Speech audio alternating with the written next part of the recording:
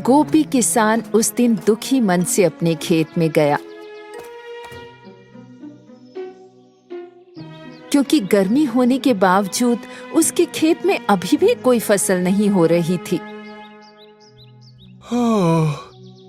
मेरे खेत में आज भी कोई फसल नहीं उगी। अब मैं क्या करूंगा? अगर मैंने राज्य में फसल नहीं पहुंचाई तो मैं मुश्किल में पड़ जाऊंगा। एक दिन जैसे ही गोपी अपने बंजर खेत की खुदाई करते करते थक गया, तो उसकी कुदाल किसी कठोर वस्तु से टकराई। हाँ? वो क्या है? हाँ। जब उसने खुदाई करना जारी रखा तो देखा कि ये एक घड़ा है। एक घड़ा मेरे खेत में क्या कर रहा है? और ये तो अंदर से खाली है। गोपी बहुत दुखी था कि उसने इतनी मेहनत भी की और नतीजा भी कुछ नहीं निकला। उसने अपनी कुदाल बर्तन में ही गिरा दी और आराम करने के लिए एक पेड़ के नीचे लेट गया। थोड़ी देर बाद घर लौटने से पहले जब वो अपनी कुदाल उठाने गया तो देखा कि वहां और भी बहुत सी कुदालें हैं। क्या? लेकिन ये कैसे हो सकता है? मेरे पास तो सिर्फ एक कुदाल थी।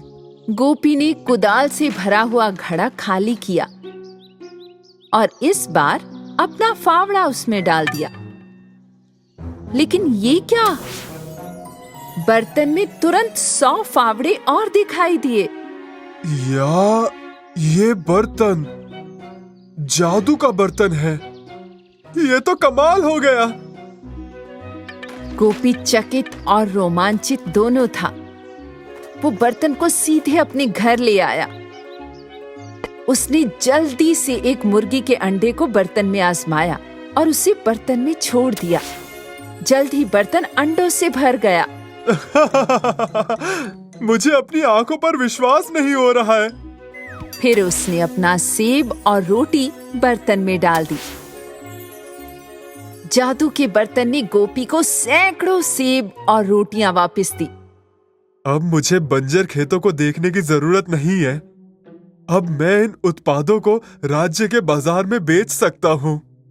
हर दिन गोपी बर्तन के कई गुना माल को राज्य में ले जाता। वो हर दिन एक नए उत्पाद को आजमाता था। एक दिन कपड़े, अगले दिन सब्जियां और किसी दिन बीन्स। बाकी दुकानदार उसकी कामयाबी को देखकर चलने लगे थे और गोपी के बारे में राजा के एक सैनिक से शिकायत करते थे।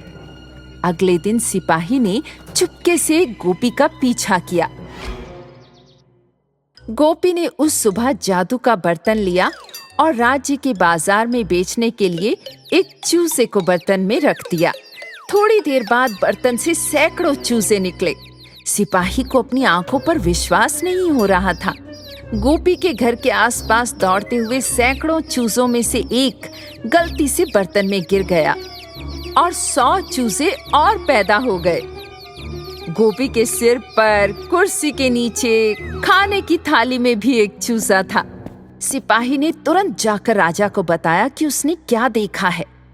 राजा ने आदेश दिया कि गोपी और उसके जादू के बर्तन को तुरंत उनके पास लाया जाए।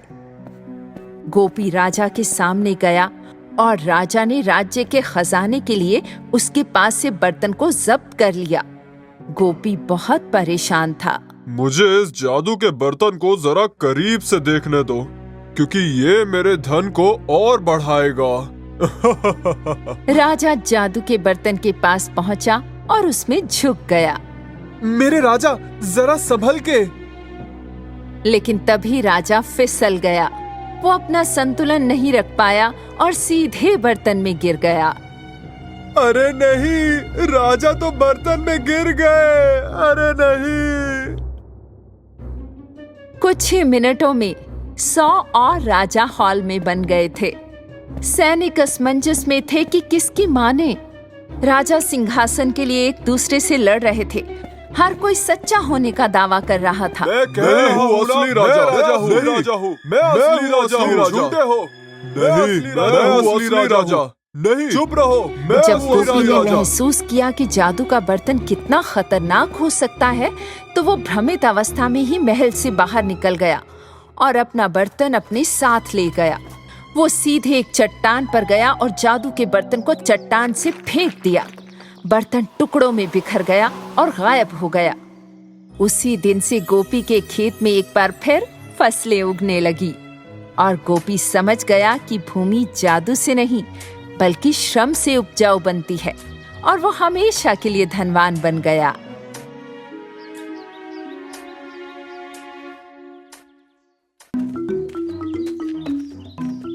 एक दिन एक किशोरी लड़की बटू, जो अपने बूढ़े और बीमार पिता के इलाज की तलाश में थी, जंगल में स्वास्थ्यवर्धक पौधों की तलाश में पेड़ों से अलग अलग फल इकट्ठा करते घूम रही थी।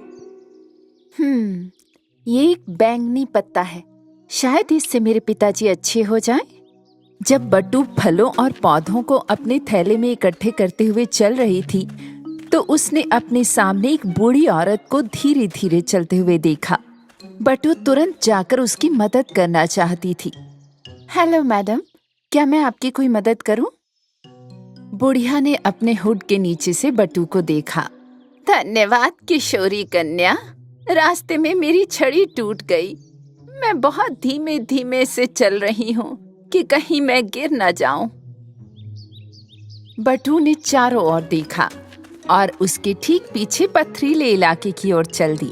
उसने मुश्किल से चट्टानों के चारों ओर अपना रास्ता बनाया और एक बहुत ही मजबूत लकड़ी ढूंढी।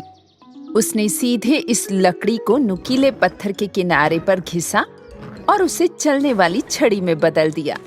फिर उसने उसे बुढ़िया को दे दिया। ये लीजिए, आप अब बाकी का रास्ता इसके सहारे चल सकती हैं।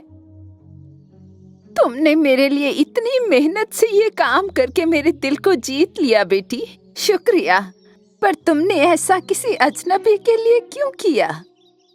मेरे पिता भी बहुत बीमार हैं, इसलिए कोई फर्क नहीं पड़ता कि कौन बूढ़ा या बीमार है, बस सबकी मदद करनी चाहिए। बुढ़िया बटू की इन बातों से बहुत प्रभावित हुई और उसने उसे छोटा सा जादू का डिब्बा दिखाया जो वो अपने हाथ में लिए हुए थी। पर तभी पास से गुजरते हुए एक धनी व्यापारी ने उन्हें देख लिया और वो पेड़ के पीछे छिपने लगा। वो बूढ़ी औरत और जवान लड़की की बातें सुन रहा था। ये जादू का डिब्बा ले लो बेटी और इसे अपने पिता के पास ले जाओ। तुम्हें इससे हमेशा उपचार वाले पोषक तत्व मिलेंगे। शुक्रिया, लेकिन आपको भी इसकी जरूरत है। तुमने मुझे वो दे दिया जिसकी मुझे सच में जरूरत थी, मेरी चलने वाली छड़ी। अब ये जादू का डिब्बा ले लो और इसकी चीजों को उन लोगों से बांटना जिसकी इन्हें जरूरत हो, नहीं तो ये जादू का डिब्बा बेकार है। हाँ, एक जादुई बक्सा? अगर मैं इस जादुई बक्से को बेच दूं, तो मैं बहुत अमीर हो जाऊंगा। बट्टू ने बूढ़ी औरत से बक्से को ले लिया।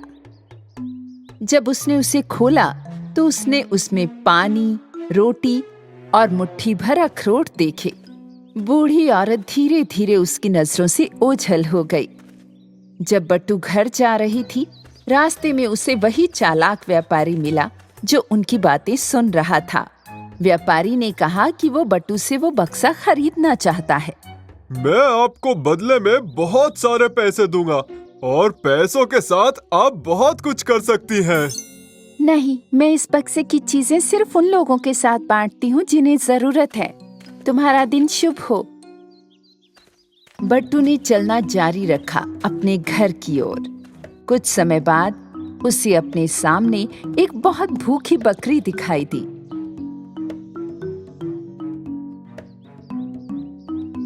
बकरी इतनी दुबली थी कि बट्टू ने उसे डिब्बे की सारी रोटियां दे दी। ये तुम्हारे लिए है प्यारी बकरी। ये बॉक्स पहले से ही जादुई है। इसका सामान कभी खत्म नहीं होगा। जितना चाहो खाओ। बकरी ने सारी रोटियां खा ली क्योंकि वो बहुत भूखी थी। नवयुवती अपने रास्ते पर चलती रही।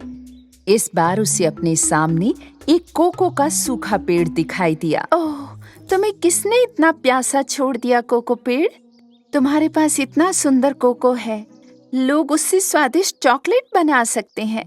पेड़ की शाखाएं इतनी पतली थीं कि बट्टू खुद को रोक नहीं पाई और पेड़ की जड़ों को सींचा डिब्बे के पानी के साथ। पेड़ ने तुरंत सारा पानी सोख लिया। आहा, जल्दी बहुत सारे कोको तुम्हारी शाखाओं पर खिलेंगे। बट्टू अपने रास्ते पर चलती रही, लेकिन कुछ समय के बाद वो रुकना और आराम करना चाहती थी क्योंकि वो बहुत थक गई थी। ठीक तभी वही चालाक व्यापारी बट्टू के सामने फिर से भेष बदल कर आया। नमस्ते, मैं महल का संरक्षक हूँ। अगर आप थकी हुई हैं, तो मैं आपको अपने घोड़े पर लेकर जा सकता हूँ। ये आपकी महानता होगी पहरेदार जी। मैं थोड़ी थक गई हूँ और भूखी भी हूँ।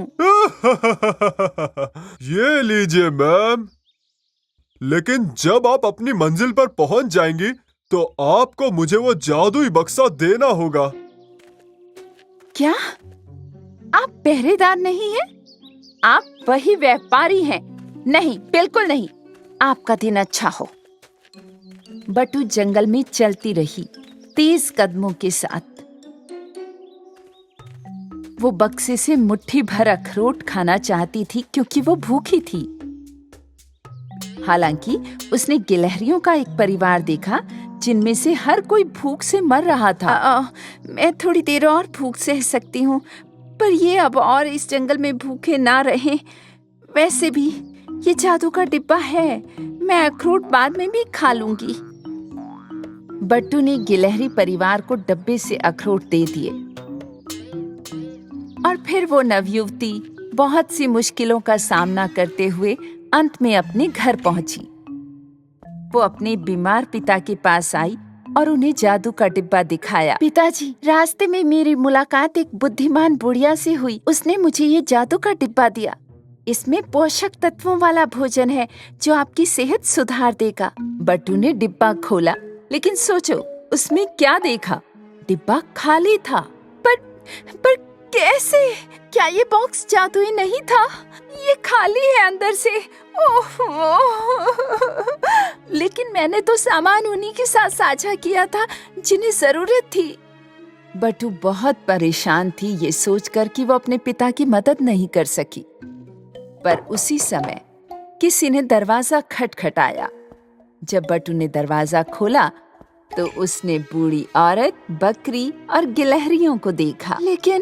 लेकिन तुम तो...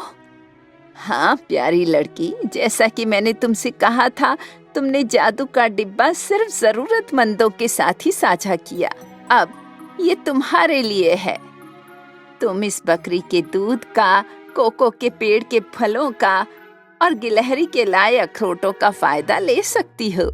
बट्टू ने कोको से फल, बकरी से दूध और गिलहरी के लाए अखरोट बूढ़ी औरत की टोकरी से लिए और अपने पिता के लिए एक स्वस्थ पेय तैयार किया।